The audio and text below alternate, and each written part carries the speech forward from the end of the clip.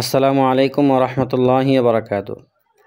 কিছু কিছু বক্তা হজরত আবু বকর সিদ্দিক রাদিয়াল্লাহু তাআলা আনহু সম্পর্কে একটি জাল হাদিস বর্ণনা করেন। সেটি হলো, একবার আবু বকর সিদ্দিক রাদিয়াল্লাহু তাআলা আনহু আল্লাহর রাস্তায় দান করতে করতে সব কিছুই দান করে দেন, এমনকি তিনি নিজের গায়ের পোশাকও দান করে দেন।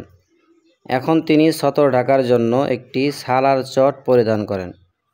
তো আল্লাহ তাআলা আবু বকর সিদ্দিক রাদিয়াল্লাহু তাআলা আনহুর এই কাজটিকে পছন্দ করে সকল ফেরেশতাদেরকে ডেকে বললেন, হে ফেরেশতারা, আমার হাবিবের দুস্ত আবু বকর সিদ্দিক তিনি নিজের সব কিছু দান করে সালার চট পরিধান করেছে, সুতরাং তোমরাও তার অনুসরণ করে সালার চট পরিধান করো।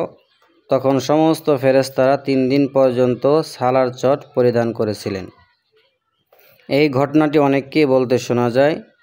এই ঘটনাটি একটি জাল হাদিস, সুতরাং এই ঘটনা বর্ণনা করা থেকে বিরত থাকার চেষ্টা করব ইনশাআল্লাহ। প্রচলিত ভুল, 2য় খণ্ড, 95 নং পৃষ্ঠা।